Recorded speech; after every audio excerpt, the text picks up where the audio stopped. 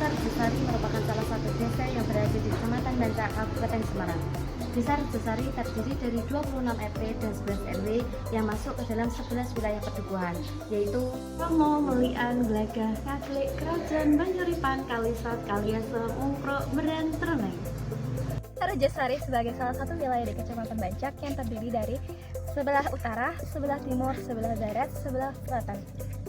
Sebelah timur ada Desa Lembu dan Desa Pelumutan, di sebelah barat ada Desa Bancak dan Desa Pucung, di sebelah utara ada Desa Jelumpang, dan di sebelah selatan ada Desa Dadapaya.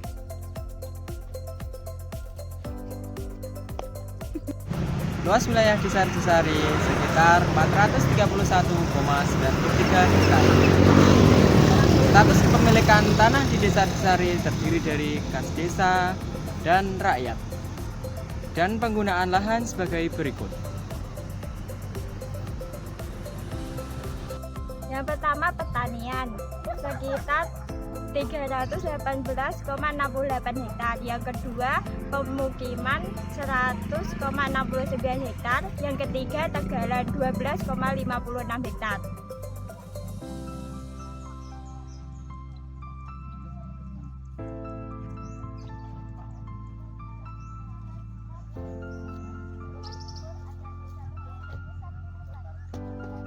Desa Rejosari merupakan salah satu desa yang termasuk dalam swadaya pertanian dengan didukung lahan yang luas dan juga beberapa kelompok tani.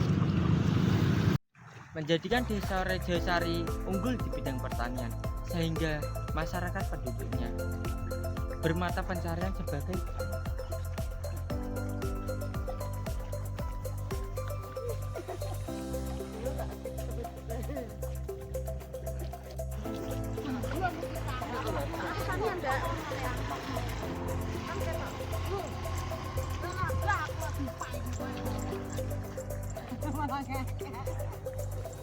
Desa Rejosari memiliki topografi berupa perbukitan yang memiliki kelerengan antara 2-15% dengan permukaan tanah yang datar dan landai. Jenis tanah di Desa Rejosari berupa jenis tanah aluvial.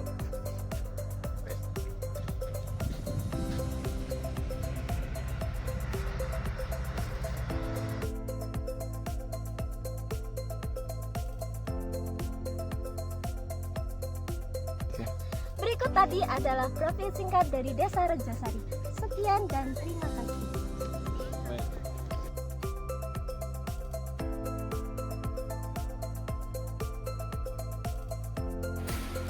Assalamualaikum warahmatullahi wabarakatuh. Bertemu lagi bersama kami dari KKN Desa Rejosari, Kecamatan Bancak, Kabupaten Semarang periode tahun 2024. Pada kesempatan kali ini kita akan membahas mengenai beberapa hal yang berkaitan dengan Desa Rejosari. Pada kesempatan kali ini kita akan ditemani oleh seorang narasumber yang merupakan salah seorang dari perangkat Desa Rejosari. Siapakah beliau? Langsung saja check it out.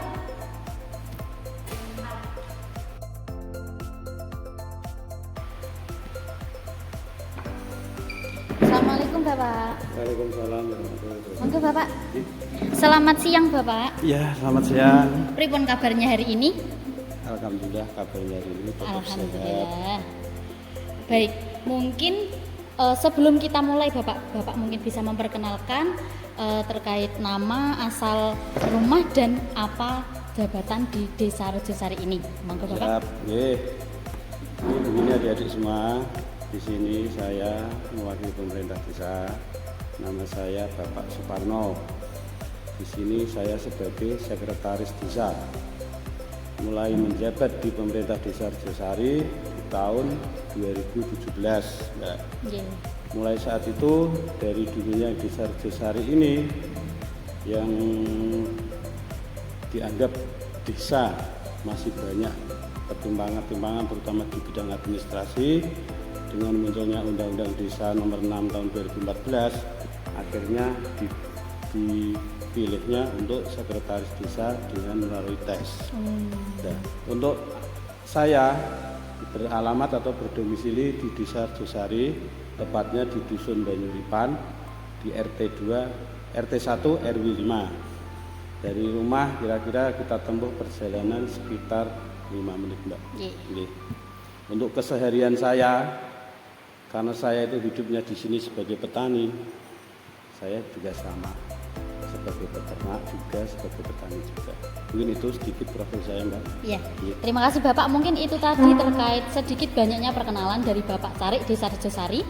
Selanjutnya kita akan membahas Bapak beberapa hal yang berkaitan dengan Desa Rejosari.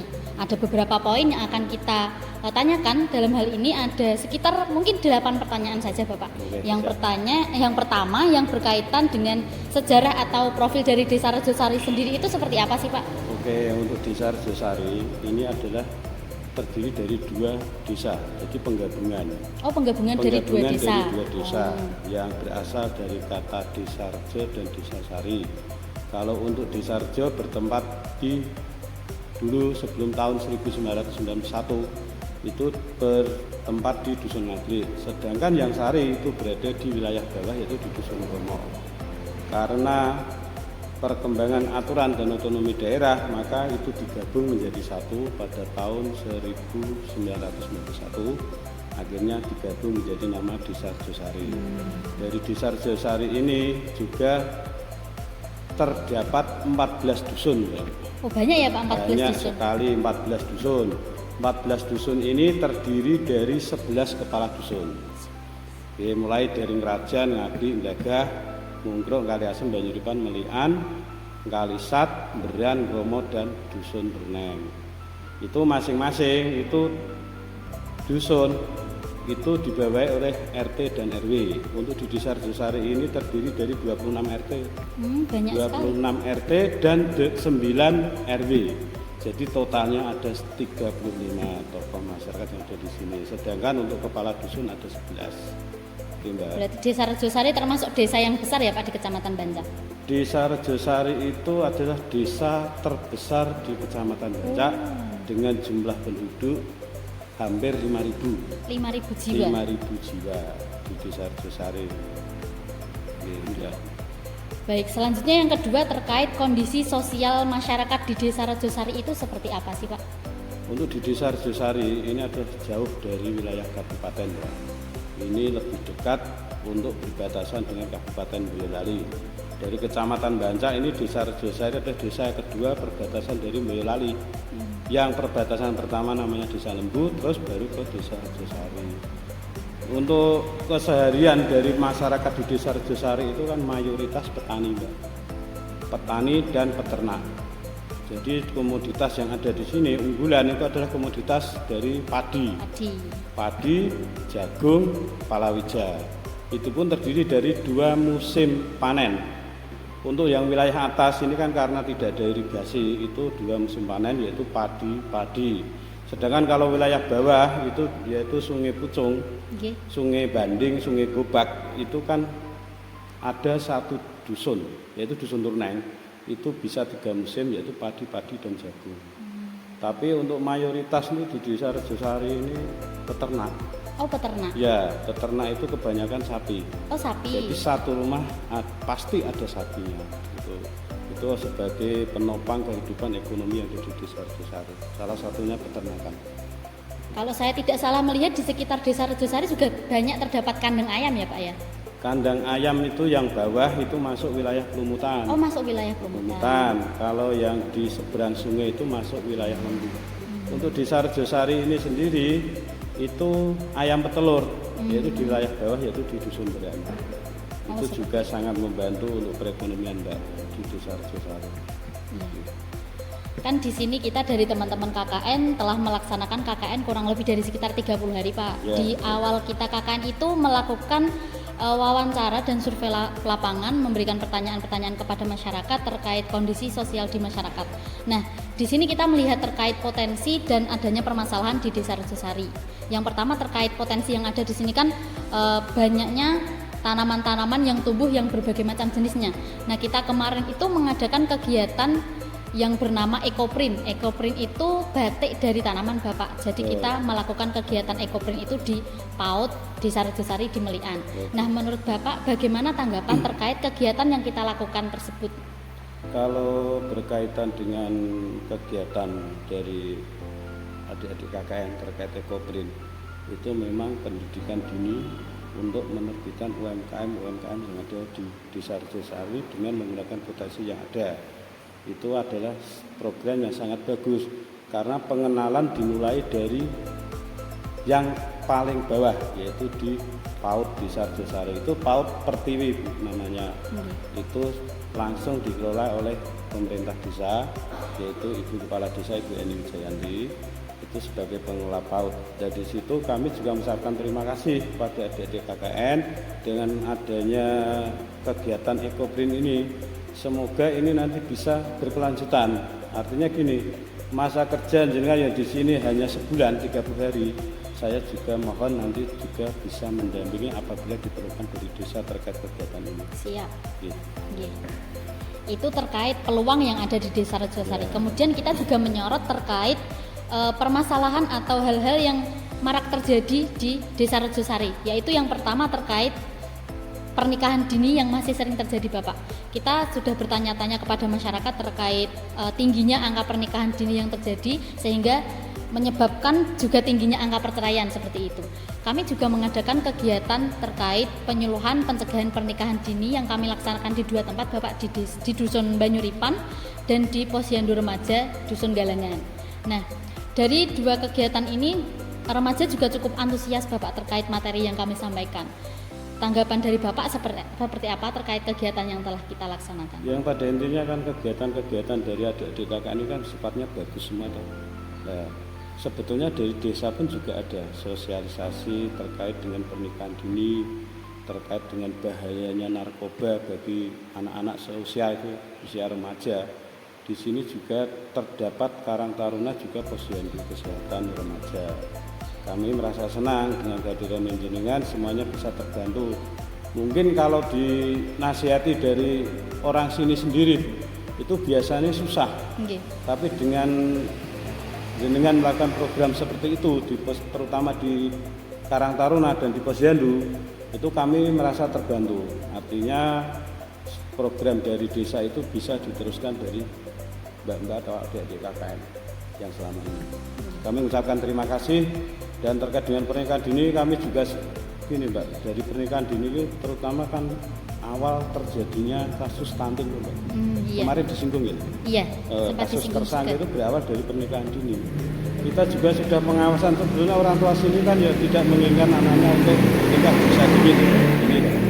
Tapi ya kemungkinan karena pengaruh era digitalisasi, media massa yang begitu banyak, itu akhirnya juga kontrol itu dari keluarga juga kurang kadang. Walaupun di rumah dibilangin pokoknya jangan ini, tapi pada kenyataannya kan di luar kan dia juga kita tidak bisa kontrol seperti itu.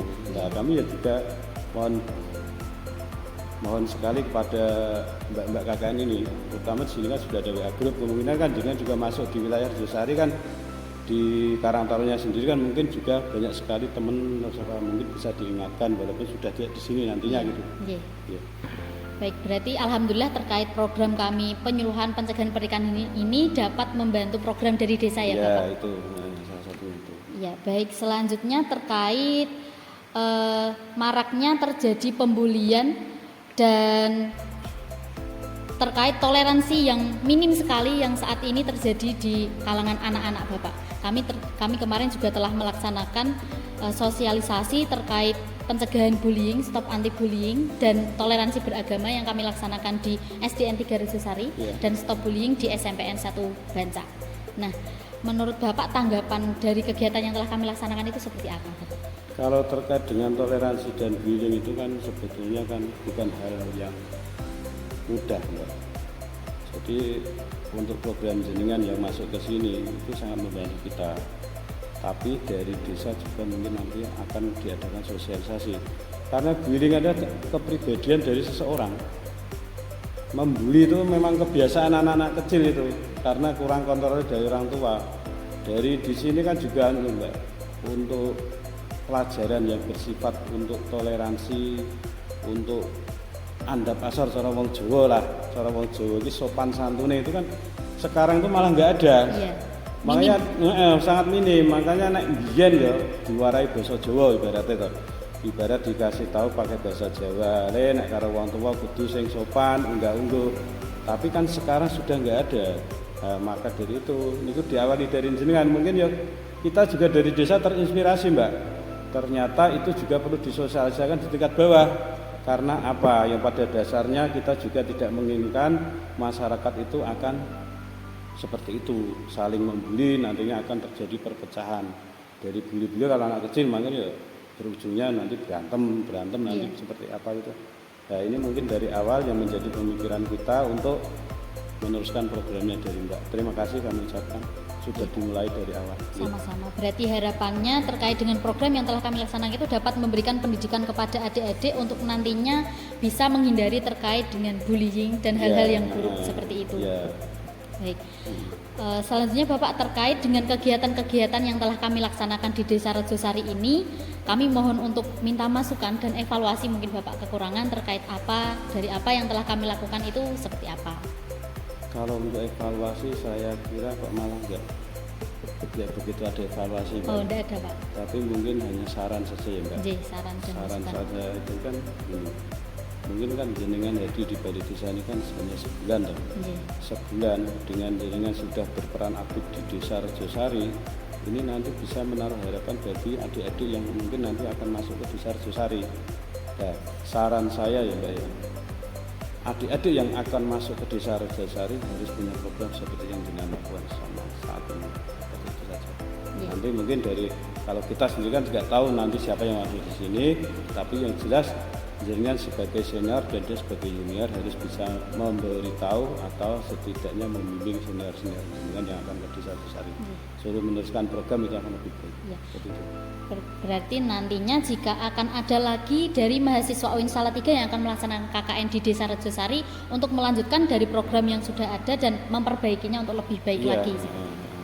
Baik, terima kasih Bapak terkait hal-hal yang sudah Bapak jelaskan itu sangat memberikan masukan dan memberikan feedback yang baik bagi kami. Terima kasih Bapak atas bimbingannya selama ini. Mungkin itu yang kita bahas hari ini Bapak. Terima kasih atas waktunya. Baik teman-teman, terima kasih atas perhatiannya dan sudah mengikuti podcast dari awal sampai akhir. Mohon maaf apabila ada kekurangan. Kami mohon maaf yang sebesar-besarnya. Terima kasih sekali lagi Bapak kami ucapkan. Wallahul muwaffiq ila aqwamit thoriq. Wassalamualaikum warahmatullahi wabarakatuh. Waalaikumsalam warahmatullahi wabarakatuh. Monggo Bapak, dipun unjuk.